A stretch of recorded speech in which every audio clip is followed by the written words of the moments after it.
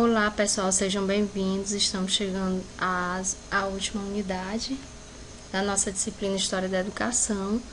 E na unidade 4 nós trataremos da educação no Piauí, do período colonial ao início do período republicano. Bem, nossos tópicos serão a educação no Piauí, do período colonial ao início do período republicano, educação no Piauí colonial, a educação no Piauí imperial e a educação no Piauí republicano.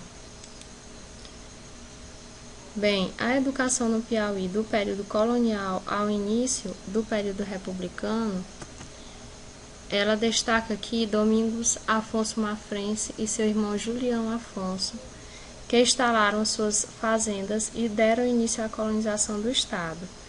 Então, dessa forma, nós podemos observar que o Piauí nasceu sob o signo da pecuária.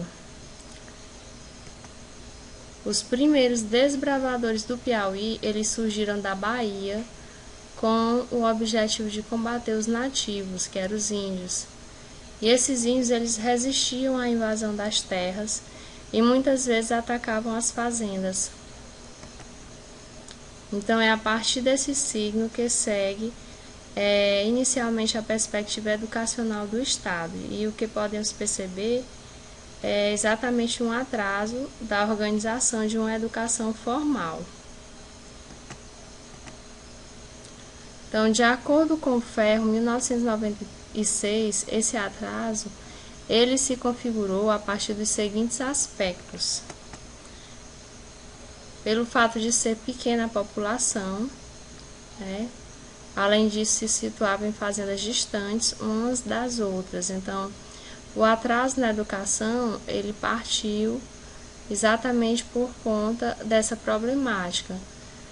Além da população ser pequena, ainda as fazendas eram distantes umas das outras. Então, isso se constituía como um grande entrave, um grande problema aí para que a educação realmente alcançasse a muitos. E também o desinteresse dos habitantes que não viam na educação a necessidade para o seu progresso, para a sua vida, por ser o ensino dissociado da realidade, desvinculado da realidade deles. Então, a realidade deles qual era? Era só de trabalhar na pecuária. Eles não tinham essa perspectiva de alcance da educação. Eles não tinham uma perspectiva maior ou melhor. Era somente a questão do trabalho com a pecuária.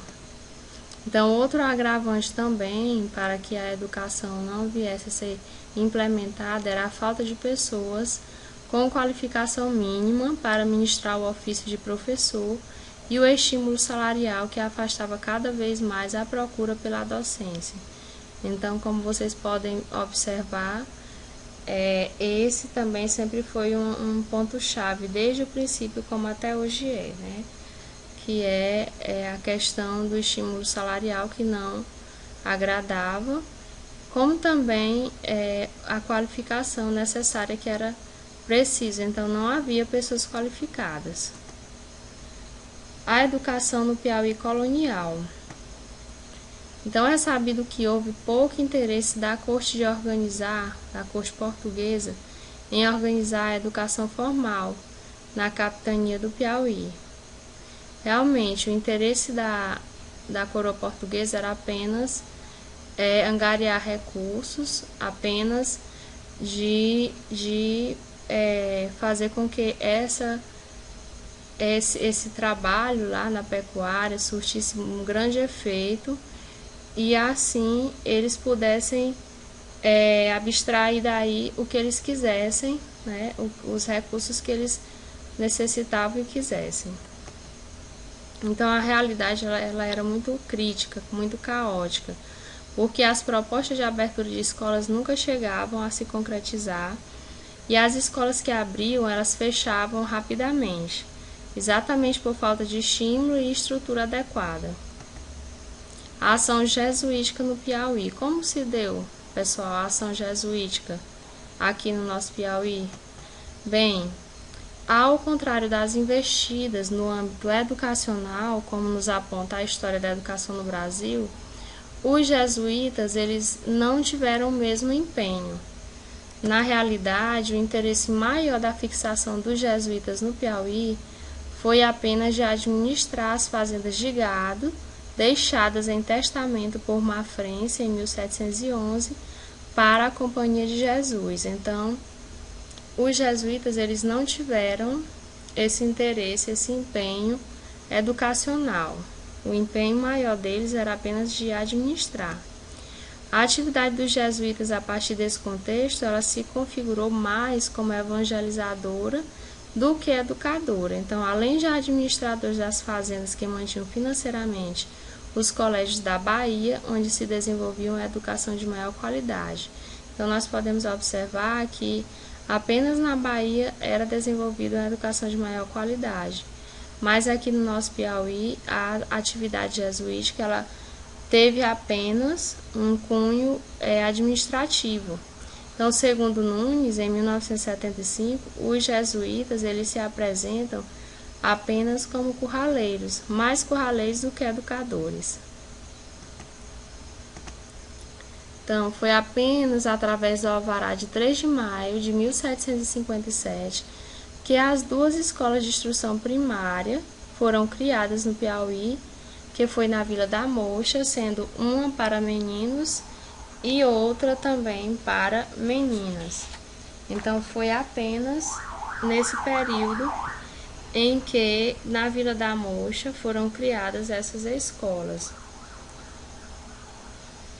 Então, os meninos eles deveriam aprender a doutrina cristã, ler, escrever e contar, enquanto que as meninas lhes deveriam ensinar a doutrina cristã, ler, escrever, contar, coser, fiar, fazer renda, dentre outras funções. Então, tudo isso, porém, não se tem notícia que chegou a se concretizar. Essa realidade do Piauí sem escola, ela perdura por bastante tempo. Então, no início do século XIX, ter acesso a uma cultura letrada era privilégio de uma minoria, porque só uma minoria podia pagar um professor particular para ensinar seus filhos, já que não havia nesta época uma só escola pública em funcionamento no Piauí. Então, nessa época, poucos tinham acesso à educação, porque a escola ela não era pública, não havia uma escola pública, então poucos tinham acesso a um ensino particular, né? Era apenas uma minoria.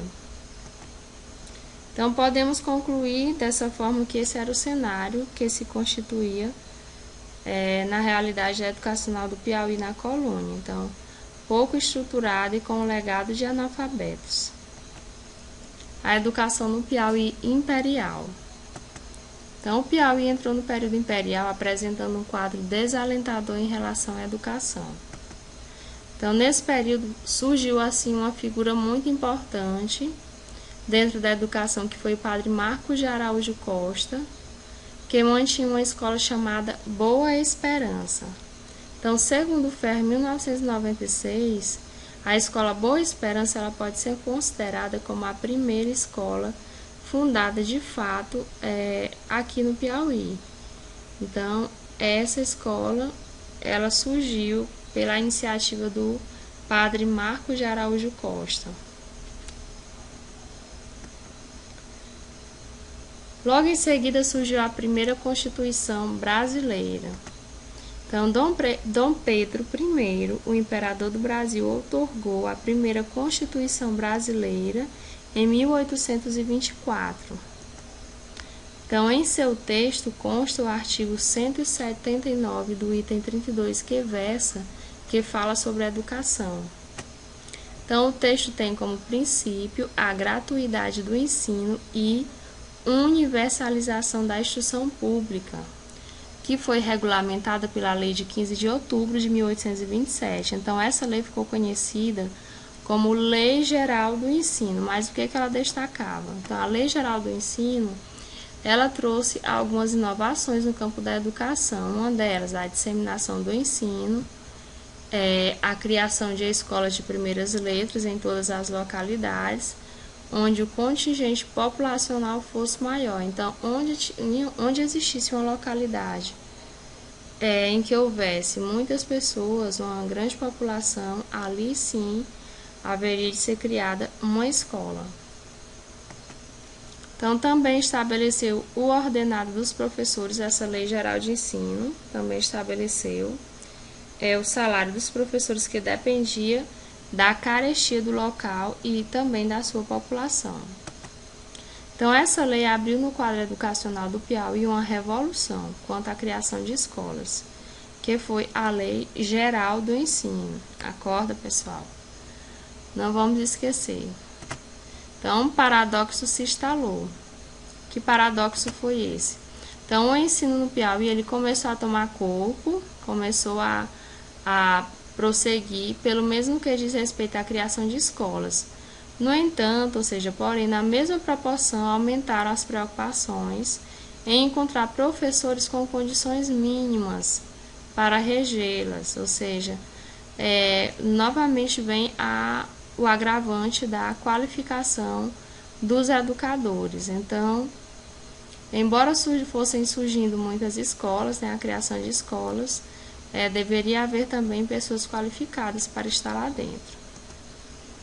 Mas, no entanto, os professores que aceitavam se situavam entre dois polos. De um lado, aqueles que não eram habilitados para reger as aulas, do outro, os professores que mal conseguiam desenvolver as atividades mínimas de aprendizagem. Então, vocês observam aí um impasse, né? Por um lado, os professores que não possuíam qualificação não eram habilitados para reger as aulas, mas, do outro lado, os professores que mal conseguiam desenvolver as atividades mínimas de aprendizagem, ou seja, eles não eram preparados, não estavam prontos, né? Então, embora houvesse o surgimento, a abertura de várias escolas.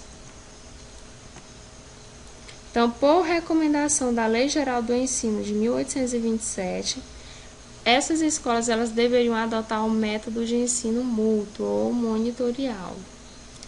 Então, a opção pela adoção oficial desse método pedagógico nas escolas brasileiras, ele tinha como finalidade, qual finalidade? Levar a instrução primária a um grande número de pessoas sem a necessidade de muitos mestres.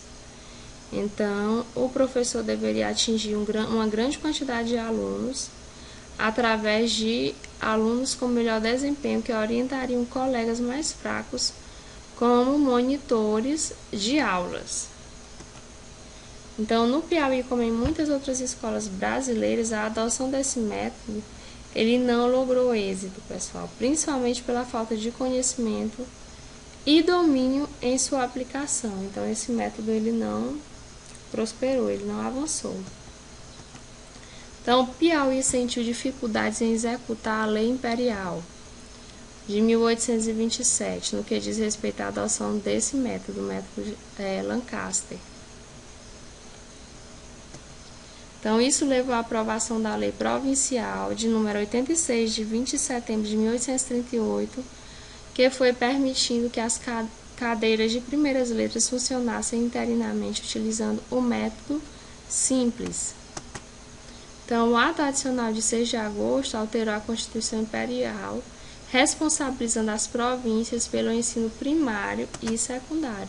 Então, o ensino ele ficou desmembrado em 2 níveis, federal e provincial, dificultando a unidade do ensino público no âmbito nacional, gerando uma desorganização e desarticulação que perdurava por todo o período imperial. Então, nós podemos observar que, como consequência desse ato, o que se instaurou na educação foi uma terrível morte do sistema educacional brasileiro. Então, o Piauí ele sentiu uma dificuldade muito grande e a educação ela veio a também sofrer todo esse choque. Então, no Piauí, o ato adicional terminou por desestruturar ainda mais a educação, O motivo seria pela falta de condições da província sozinha manter as escolas funcionando. Então era muito difícil para a própria província sozinha, manter essas escolas realmente funcionando. Então, as escolas piauienses passavam por grandes privações de materiais, cabia aos professores improvisar e usar toda a sua criatividade para ministrar as suas aulas. Mas, logo em seguida, pessoal, houve as melhorias educacionais de acordo ou segundo com Zacarias de Góes. Vamos conhecer. Então, em 28 de julho de 1845, o Dr. Zacarias de Góes e Vasconcelos assumiu o comando da província do Piauí, imbuído do propósito de melhorar a situação do ensino público. Então, um dos feitos dele, de grande destaque, foi a fundação do Liceu Provincial. Então, essa foi a primeira instituição de ensino secundário do Piauí, que foi criada em 4 de outubro de 1845. Então, essa primeira instituição de ensino, ela foi criada em Oeiras, que era a capital da província. Em 1852, a capital do Piauí ela foi transferida para Teresina e assim também veio o liceu. Então, ser professor no Piauí, no período imperial, como foi, né? Nós vamos observar que nos discursos dos governantes, os professores, por sua inabilidade, eles eram constantemente responsabilizados pelo atraso do ensino na província. Então, se o ensino não ia bem, é claro que alguns vão pôr a culpa exatamente nos professores. Então, eles acabavam por serem responsabilizados. Ser professor no Piauí, no período colonial, era muito difícil. Podemos citar aqui vários aspectos. A precária condição das escolas, que até hoje nós observamos que a maioria delas possui. A baixa remuneração recebida, que até hoje perdura também. Não havia espaço físico adequado para realizar as atividades pedagógicas. A carência do material didático era muito grande, já que esse material que eles utilizavam, ele vinha do exterior, ele não era feito aqui. Então, além disso, a falta de formação específica para o corpo docente. Então, essa também era uma grande dificuldade, um grande desafio, né, a ser superado. Então, com essa triste realidade, a educação no Piauí chegou ao final do Império sem conhecer grandes avanços. A situação, como já ressaltamos nos períodos anteriores, era de extremo abandono e fracasso. E logo em seguida nós vamos observar a educação no Piauí republicano. Então, o final do século XIX ele foi marcado por um acontecimento importante para a vida política do país, que foi a proclamação da República em 15 de novembro de 1889. Então, o país ele precisava assumir uma nova identidade. A educação coube a tarefa de moldar os contornos da nova sociedade nascente. Então, o país ele precisava de uma reconfiguração, né, de uma repaginada. Então, tudo precisava ser transformado. Então, no Brasil, muitas reformas ocorreram no período da Primeira República, no setor educacional, acompanhando o clima de reformas que vinha acontecendo no país. Então, o Piauí ele veio a estruturar as suas escolas. Contudo, como já vimos anunciando, muito do que foi implantado não surtiu efeito e a educação continuou marcada por dezenas de problemas e desajustes. Os sinais reajavam só vieram em 1910, com a Lei de número 548, que permitiu a criação da escola normal e grupos escolares. Então, realmente, esse foi um grande avanço. Então, a escola normal e os grupos escolares. Bem, a escola normal tinha a função de formar professores que seriam encaminhados para os grupos escolares. Então, com a criação da Escola Normal Oficial, a Escola Normal Antonino Freire, em Teresina, então o ensino voltado para a formação de professores, ele se consolidou e se espalhou no Piauí, né? Se disseminou bastante no Piauí. Então, outras inovações educacionais foi a criação dos grupos escolares. Então, esses grupos eles surgiram para substituir o modelo de escolas isoladas que existiu desde a época do Império, em que o ensino ele era realizado na própria casa do professor a um só tempo para alunos de vários graus de aprendizagem. Então, esses grupos escolares, eles vieram com essa intenção, né, de realmente fazer com que os alunos superassem suas dificuldades os grupos escolares eles substituíram essas escolas isoladas. Então, os grupos também eles eram formados por classes seriadas que reuniam alunos conforme o grau de adiantamento de cada um. Então, segundo a dificuldade de cada um, eles eram subdivididos, né? Eram formados classes seriadas e eles iam aprendendo, né? Cada um no seu ritmo. Então, esse modelo de organização escolar, a partir da segunda década do século XX, começa a se expandir pelas principais cidades do Piauí. Então, as demais modificações ficaram por conta da nova proposta curricular. O tempo escolar também foi modificado, recebendo recreio entre as aulas. Então, as professoras que eram formadas no Instituto de Educação Antonino Freire, elas eram embaladas pelos preceitos das escolas novistas, elas começaram a adotar uma nova postura que valorizava mais o aluno e baseava a sua prática em atividades mais concretas, né, que não fossem dissociadas da realidade. Então, os livros eles passaram a se tornar mais acessíveis, as salas de aulas mais aconchegantes, enfeitadas de mapas, globos, de cartazes. Então, a relação professor-aluno ela também foi afetada, né? E ela se tornou mais afetiva, os castigos abrandaram e as datas comemorativas passaram a fazer parte do calendário escolar. Para vocês terem uma ideia, nessa época ainda era utilizado no período imperial a questão da palmatória.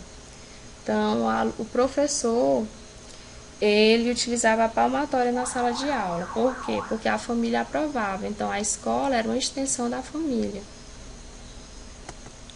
Então, com efeito, a educação escolar no Piauí, ela seguiu os mesmos passos da educação no Brasil, né? Havendo várias transformações, havendo algumas mudanças, muitas mudanças. Então, como já anunciamos, ela demorou a se concretizar de fato, né? Como vocês acompanharam, primeiro veio a questão da pecuária, do não investimento, enfim. Então, sua implantação ficou marcada por avanços, por retrocessos também. Então, além disso, era alto índice de analfabetismo. E o contexto da educação piauiense ela estava totalmente dissociada da realidade do trabalhador. Essa característica afastava o interesse pelo ambiente educacional. Então, o trabalhador dificilmente ele surtia efeito, o interesse pelo lado educacional com ele. Por quê? Porque a educação era dissociada, era separada do trabalho desse educando. Então, não havia motivação. Então, para finalizar, nós podemos concluir que, apesar das melhorias empreendidas, a educação no Piauí ela precisa melhorar, de forma a atender com qualidade todos os seus níveis de ensino e de forma concomitante a atender à demanda dos recursos humanos cada vez mais qualificados para acompanhar as mudanças ocorridas numa sociedade que evolui rapidamente à luz das novas tecnologias. Então, é notório realmente que a educação no Piauí ela ainda tem muito a melhorar, ela ainda tem muitos desafios a superar e realmente não vai ser possível atender a grande demanda se ela não utilizar das inovações, das das novas tecnologias que está aí para atender e para modificar todo esse sistema educacional. Então, pessoal, bom trabalho, bons estudos e até a próxima aula.